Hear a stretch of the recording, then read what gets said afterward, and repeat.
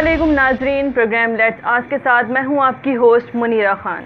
नाजरीन, इस प्रोग्राम के तवज्जुह से हम जानेंगे आवाम की तरफ से दिए गए सवालात के जवाबात, और इन सवालात पर अपनी राय पेश करेंगे हमारे मोअज़्ज़िज़ मेहमान गिरामी, जिनमें से आज हमारे साथ मौजूद हैं डॉक्टर मसरूर अहमद ज़ई, कंट्रोलर हैदराबाद तालीमी बोर्ड, जो ख़ुद तो एक सियासी शख्सियत नहीं हैं लेकिन सियासी बसीरत रखते हैं।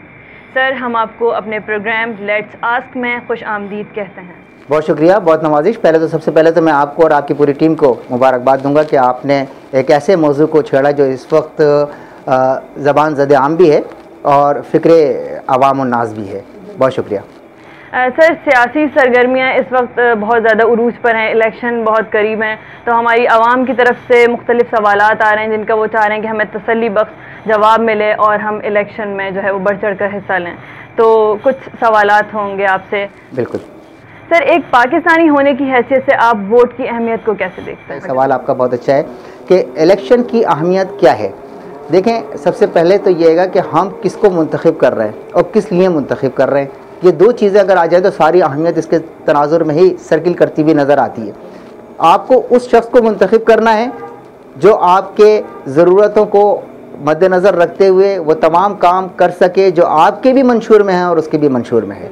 हम इस चीज़ को नज़रअंदाज कर देते हैं। हमारी बदकिस्मती ये है कि हमारे 100% आवाम का फ़ैसला 35% आवाम कर रही होती है। अब आपको 100% आवाम की तकदीर के फ़ैसले का इंतखाब करने के लिए जो इख्तियारात दिए जा रहे हैं वो 35% और 40% लोग उसको इख्तियार कर रहे हैं। हमें ये शऊर देना है कि हम अपने वोट को एक वोट की हैसियत से क्यों देखते हैं, सिर्फ एक वोट की हैसियत। मैं अगर वोट नहीं दूंगा तो क्या होगा? नहीं, आप सबको वोट डालना है। हम लोग ये सोचते हैं कि एक मैं वोट नहीं डालूंगा तो क्या होगा। तो इलेक्शन की अहमियत बहुत ज़्यादा है। हम सब ये सोचें कि हम अपनी मुस्तकबिल को ताबनाक करने के लिए एक ऐसे फ़र्द का, एक ऐसे शख्स का इंतखाब करने जा रहे हैं जिस पर हमारा ही नहीं हमारी आने वाली नस्लों का मुस्तकबिल में मुनहसर है। तो फिर आप देखिए, ये है इलेक्शन का सही मकसद और ये है उसके मकासद को हासिल करने का अंदाज़ और तरीक़ा। अच्छा, इलेक्शन की शफाफियत में आवाम का क्या किरदार हो सकता है? बहुत सारी बातें तो ऐसी हैं जो हम सोचते तो हैं, कहने में हिचकिचाते हैं। बहुत सारी बातें ऐसी हैं जो हमारे नॉलेज में तो हैं लेकिन हम उसको डिस्कशन में लेकर आने में हम हिचकिचाते हैं। हमारे 3 ममालिक आप देख लें, पाकिस्तान, हिंदुस्तान, बांग्लादेश, ये कभी एक थे। इन तीनों के इलेक्शन का अंदाज़ देख लें, वो अभी भी एक ही है कि साहब ये पटवारियों का इलाका है, ये चौधरियों का इलाका है, ये ज़मींदारों का इलाका है, ये मलिकों का इलाका है, ये सरदारों का इलाका है। ये सब इलाके बटे हुए हैं। उनके अपने एलिमेंट्स जो हैं वो काम कर रहे होते हैं, उनके अपने अनासिर काम कर रहे होते हैं। वहाँ पर आपकी शफाफियत सवालिया निशान की जद में आ जाता है, सवालिया निशान की जद में आ जाता है। अब यहाँ पर हमारा सारा इन्हिसार जो होता है वो होता है इंतज़ामिया के ऊपर कि जो इलेक्शन को मुनज़्ज़म कर रहे हैं या कंडक्ट करा रहे हैं, इलेक्शन कंडक्ट करा रहे हैं, वो इंतज़ामिया अपना रोल क्या प्ले करती है। वहाँ अगर हम अपनी पूरी इंतज़ामिया को ख़ुद मुख्तार कर दें तो फिर हमारी आवाम को तहफ़्फ़ुज़ का एहसास होगा। जब तक हम अपनी आवाम को तहफ़्फ़ुज़ का एहसास नहीं देंगे उस वक्त तक सवालिया निशान की जद में इलेक्शन रहेगा। एक पढ़े लिखे और अनपढ़ के वोट में आप क्या फ़र्क देखते हैं? देखिए, वोट की अहमियत तो अपनी जगह एक है ना। मेरा भी एक वोट है, आपका भी एक वोट है। पढ़ा लिखा आदमी दरअसल सोच कर वोट देता है।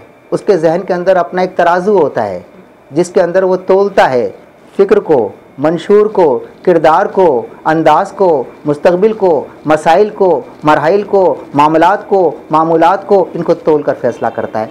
एक अनपढ़ जो है वो सबकी फ़िक्र के अंदर अपना फ़ैसला करता है। तो ये जो अंदाज़ है ये है एक गैर तालीम याफ्ता नाखानदा तबके का अंदाज़। और जो तालीम याफ्ता तबका होता है वो तबका तो अपना फ़ैसला कर चुका होता है। हमें सबको इज्तिमाई तौर पर यह फ़ैसला करना चाहिए। वो फ़ैसला करें जो तदब्बुर का हो, वो फ़ैसला करें जो दिल का हो, वो फ़ैसला करें जिसका तकाज़ा हो। नाखानदा लोगों को ख़ानदगी से आरास्ता करना और ख़ानदगी से करीब लाना, उनको अवेयरनेस देना, उनको शऊर देना, यह आपकी भी ज़िम्मेदारी है, मेरी भी ज़िम्मेदारी है। बहुत अच्छा सवाल है। मैं समझता हूँ कि आइंदा इलेक्शन का इन्हिसार इस सवाल के ही जवाब में मिलेगा। आप क्या समझते हैं कि आने वाली हुकूमत को एजुकेशन के लिए क्या काम करना चाहिए? एजुकेशन के लिए क्या करना चाहिए, ये बहुत बड़ा सवाल है।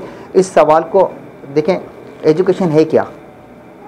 क्या सिर्फ यही एजुकेशन है? क्या आप अपना नाम लिख लें, मैं अपना नाम लिख लूँ, हम खानदा हो गए? वो परसेंटेज भी उठा के देख लें हम, कितनी परसेंटेज है, 25 to 30। लेकिन सही मानों में जो एजुकेटेड होता है, सही मानों में जो खानदा जिसे कहते हैं, उसके लिए जो हमें बड़े काम करने हैं। कि जो स्कूल्स आपके बने हुए थे उन्हीं को हम रेनोवेट नहीं कर सकें, जो हमारे यहाँ बोगस टीचर्स थे, घोस्ट टीचर्स थे, उनको हम अलग नहीं कर सकें? क्या आपने उन स्कूलों को बेहतर किया? क्या आपने एजुकेशन को बेहतर किया? जो फंडिंग होती है उसका आपने सही इस्तेमाल किया? आपने मुफ्त किताबें तकसीम कर दी, इस तकसीम के अमल को आपने कहीं जज किया, बैलेंस किया? क्या आपने अपने टीचर को आपने अपनी तरबियत से गुजारा? क्या आपने अपनी यूनिवर्सिटीज़ बनाई? क्या आपने नए कॉलेजेस बनाए? जो कॉलेजेस आपके थे उसको आपने रेनोवेट करके उनको इस्टेब्लिश किया? नहीं कर सके। जब तक किसी कौम को तालीम और सेहत से आप दूर रखेंगे और इंसाफ में उसको तरसाएंगे और तड़पाएंगे, वो कौम कभी तरक्की नहीं कर सकती। आइंदा हुकूमत से हमें ये तवक्को करना चाहिए कि वो अपने सियासी मकासद उनके कुछ भी हों, लेकिन हमारी इस कौम को कम अज़ कम तालीम तो कम अज़ कम देते हैं जो इनका बुनियादी हक़ बनता है। आप क्या कहेंगे कि आने वाली हुकूमत को तरजीहाती बुनियादों पर कौन से ऐसे इक़दाम करने चाहिए कि मुल्क तरक्की कर सके? आइंदा हुकूमत से हम क्या तवक्को करेंगे भाई? हमें रोज़गार मिल जाए, हमारे नौजवान को तहफ़्फ़ुज़ मिल जाए, हमें इंसाफ मिल जाए, हमें सेहत मिल जाए, हमें पीने का पानी मिल जाए, साफ़ पानी मिल जाए, हमें तालीम मिल जाए, हमें तो समझो दौलत मिल गई। हम आने वाली हुकूमत से यही तवक्को करते हैं कि खुदारा हमें वो बुनियादी मसाइल को हल करके दे दे जिसके ऊपर हमारे नौजवान का इन्हिसार है, वो मसाइल हल करके दे दें जिस पर आने वाले दिनों के अंदर हमें सांस लेने को ताज़ा हवा मिल जाए। पाकिस्तान की तारीख में कोई वज़ीर आज़म अपनी 5 साल मुद्दत पूरी नहीं कर सका, इस पर आप क्या कहेंगे? इसके ऊपर तो मैं बदकिस्मती कहूँगा, पाकिस्तान की भी बदकिस्मती कहूँगा, आवाम की बदकिस्मती भी कहूँगा, सियासी तंजीमों की भी बदकिस्मती कहूँगा, इंतज़ामिया की भी बदकिस्मती कहूँगा, सबकी बदकिस्मती है। दरअसल हमारी जमहूरी तालीम नहीं हुई किसी भी सतह पर। जमहूरियत तालीम क्या देती है? जमहूरियत के बुनियादी निकात क्या हैं?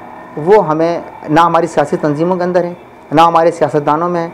वो तमाम उन सियासतदानों के अपने टारगेट्स होते हैं जो आपको भी पता है, मुझे भी पता है, उनको चेस करने में लगे हुए होते हैं। वो इंतज़ामिया अगर उनसे मुतमईन नहीं होती तो भी ये हादसा हो जाता है, सियासी कारकुनान उनसे खुश नहीं होते तो भी ये हादसा हो जाता है, आवाम उनसे खुश नहीं होती तो भी ये हादसा हो जाता है। जो इस्टेब्लिशमेंट, अब तो हम कह सकते हैं इस्टेब्लिशमेंट अगर उनसे नाराज़ हो जाती है, कुछ हो जाता है तो भी ये हादसा हो जाता है। इन हादसों का तदारुक करना है। हमारे यहाँ इंतखाब के अमल में किरदार को मद्देनज़र नहीं रखा जाता, जिसकी वजह से ये हादसात हो जाते हैं। खुदारा हमें सबको इज्तिमाई तौर पर इस तरफ तवज्जो देनी चाहिए कि आइंदा जो हुकूमत हमारी बने वो कम अज़ कम 5 साल, अपने हुकूमत तो 5 साल मुकम्मल कर रही है, वज़ीर आज़म भी 5 साल पूरे करे। आपका ताल्लुक़ तालीम से है, आपका क्या ख्याल है कि उस्ताद इंतखाबी अमल में अपनी खिदमात किस तरह पेश कर सकते हैं? उस्ताद देखें, उस्ताद के कई रोल्स हैं ना। मॉडल रोल तो उस्ताद ही है ना, माशरे का मॉडल रोल जो उस्ताद है। उस्ताद तो अपने तहरीर से, अपनी तकरीर से, अपने किरदार से सब चीज़ों को अपने कर सकता है वो। अब इसके दो पहलू बनते हैं आपके इस सवाल के। पहला तो ये है कि वोटर्स को तैयार करने में क्या किरदार अदा कर सकता है, तो वो है उसका क्लास वर्क जो वो कर रहा है, करना चाहिए उसको।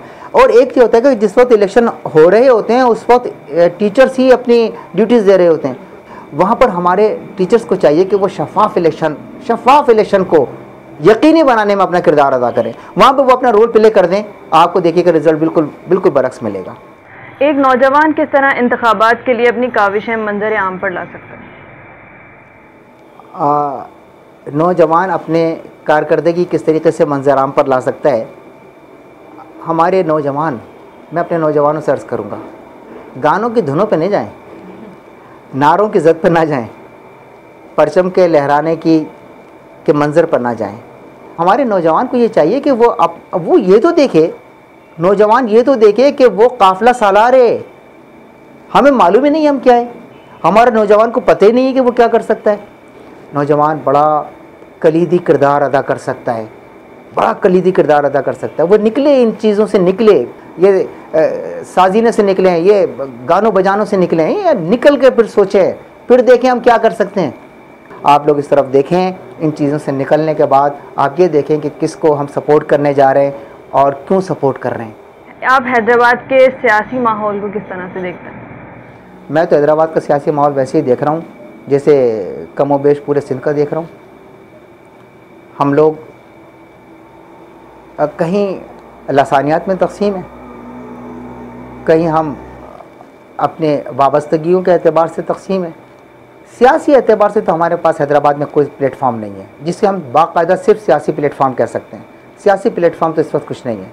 हम लसानियात की बुनियाद पर तकसीम है, हम इलाक़ाई बुनियाद पर तकसीम है, हम फ़िक्री बुनियाद के ऊपर यकजा नहीं है। फ़िक्री बुनियाद पर यकजा आप उसी वक्त हो सकते हैं जब आप इन चीज़ों से निकलें, लसानी तकसीम से निकलें, इलाक़ाई तकसीम से निकलें। हमें अपने हैदराबाद के सियासी माहौल को बेहतर बनाने के लिए अपनी सियासी तंजीमों को वो शऊर देना होगा कि खुदारा इस नौजवान को इलाक़ों में तकसीम करके अपने सियासी मकासद हासिल नहीं करें, बल्कि इस आवाम को इसका हक़ देने के लिए वो माहौल दें जिससे ये आगे के लिए अपना फ़ैसला ख़ुद कर सकें। सर, आपकी राय के मुताबिक आवाम को किसको नुमाइंदा चुनना चाहिए अपना? आवाम को किसे नुमाइंदगी का हक़ देना चाहिए? देखें, एक चीज़ तो नहीं है ना इसमें तो बहुत सारी चीज़ें आ जाती हैं। उसका किरदार कैसा है, उसका अक़वाल कैसे हैं, उसकी फ़िक्र कैसी है, उसकी तहज़ीब कैसी है, उसकी तालीम कैसी है, उसकी तहज़ीब कैसी है, उसका मंशूर क्या है, उसका मुस्तक़बिल क्या है, उसका पस मंज़र क्या है, उसका माजी क्या है, उसका हाल क्या है, उसका मुस्तक़बिल में क्या वो सोच रहा है। ये तमाम चीज़ें आवाम को देखने में तो बड़ी दुश्वारी हो जाती है और नहीं देख सकती। लेकिन कम अज़ कम इसमें से कुछ चीज़ें तो ऐसी देख ले, आवाम कुछ चीज़ें तो ऐसी देख ले कि हाँ भाई ये चीज़ें ऐसी हैं, वो किसी बुरे फेल में तो नहीं रहा, वो किसी मनफी सोबत में तो नहीं रहा। इन तमाम चीज़ों को देखकर हमें फ़ैसला करना चाहिए कि हम जिसे मुंतखब कर रहे हैं वो इंतखाब के काबिल भी है या नहीं। सर, आपको क्या लगता है कि इस इलेक्शन के बाद पाकिस्तान में कोई तब्दीली आएगी? इस वक्त जो सिनारियो चल रहा है, सियासी सिनारियो के तनाजुर में अगर हम देखें जो इस वक्त चल रहा है वो है भी ऐसे ही कि तब्दीली आने के इम्कानात हैं। मैं भी ये समझता हूँ कि शायद तब्दीली आने के इम्कानात हैं। कम अज़ कम ये तब्दीली तो ज़रूर आ जाएगी जिसका आपने सवाल किया था कि हमारे वज़ीर आज़म को 5 साल पूरे मिलेंगे। कोई सियासतदान ईमानदार नहीं है तो फिर हम वोट किसको दें? इल्ज़ामात क्या हैं, हक़ाइक़ क्या हैं? जब तक आप इसकी तफरीक नहीं कर सकेंगे, आपके सामने नहीं आएगा तो हमें क्या पता। आप मुझ पर इल्ज़ाम लगा रही हैं कि मैंने ये किया, मैं जानता हूँ मैंने नहीं किया, या मैं आपको किसी इल्ज़ाम की ज़द में दे दूँ और आपकी पूरी किरदार कुशी कर दूँ, ये तो नहीं हुआ ना। हम ये फ़ैसला कर कैसे सकते हैं कि कोई सियासतदान जो है ना वो ईमानदार नहीं है? ये फ़ैसला तो इतनी जल्दी नहीं करना चाहिए। ये यकसतरी फ़ैसला तो नहीं है कि कोई सियासतदान भी ईमानदार नहीं है। ये बहुत मुश्किल सवाल है, बहुत मुश्किल बात है। इतनी जल्दी बातों का फ़ैसला करना मुनासिब नहीं होता। और अगर आवाम ये कह रही है कि कोई भी ईमानदार नहीं है तो जिनको कह रही है तो उनको चाहिए कि वो अपने आप को ईमानदार साबित करें, ये भी ज़रूरी है। नवाज़ शरीफ को सज़ा देने से नून लीग को कोई फ़ायदा पहुँचेगा? देखिए, सज़ा तो हो गई, एक लिहाज से सज़ा तो हो गई। अब मियाँ साहब के पास एक चीज़ थी कि वो यहाँ आने से पहले अपने ज़मानत करा सकते थे। क्या वजह है कि उन्होंने ज़मानत नहीं कराई? गोया कि उन्होंने गिरफ़्तारी पेश की है कि अब तो रियासत के ऊपर ज़िम्मेदारी आ जाती है ना कि अगर वो गिरफ़्तारी नहीं करते तो क्या रियासत कमज़ोर है? रियासत को तो गिरफ़्तार करना था और मियाँ साहब को भी मालूम था कि मैं गिरफ़्तार हो जाऊँगा और वो गिरफ़्तार हो भी गए। अब वो क्यों उन्होंने ज़मानत नहीं कराई? इसलिए नहीं कराई कि वो इसको एक तहरीक की सूरत देना चाहते थे, जो कि हर सियासी शख्स का हक़ है कि वो अपने। और मैं समझता हूँ कि अगर यही मामलात रहे तो मेरी ज़ाती राय कि नून लीग को फ़ायदा पहुँचेगा, बिल्कुल फ़ायदा पहुँचेगा। अगर मज़ाहमत बड़े पैमाने पर हो जाती है तो उसका फ़ायदा पहुँचेगा, मुज़ाहमत अगर कम होती है तो उसका नुकसान पहुँचेगा। ये बात तय थी कि नवाज़ शरीफ के छोटे भाई को वज़ीर आला पंजाब मुंतखब किया जाएगा, आइंदा भी मुंतखब किया जाएगा। अब तो ये आ गया है मामला कि अगर कह रहा हूँ मैं 2 मरतबा कि अगर सही मानों में एक मजबूत तहरीक इनके हक़ में चल गई तो उससे नून लीग को बहुत फ़ायदा पहुँचेगा। और अगर वो तहरीक सही मानों में नहीं चल सकी तो शहबाज शरीफ भी इन्वर्टेड कॉमास में है। Thank you sir, thank you so much for your precious time. Thank you very much. आप लोगों का सबका बहुत शुक्रिया कि बड़े फ़िक्र आमेज़ सवालात से मुझे गुजारा, बहुत नवाजिश। Thank you. नाजरीन, ये थे डॉक्टर मसूर अहमद ज़ई जो आवाम के जहन में इंतखाबात से उभरने वाले सवालात पर अपनी रोशनी डाल रहे थे। बाकी इसी तरह मज़ीद शख्सियात हमारे प्रोग्राम का हिस्सा रहेंगी। अपने सवालात का सिलसिला जारी रखिएगा। हमारे प्रोग्राम लेट्स आस्क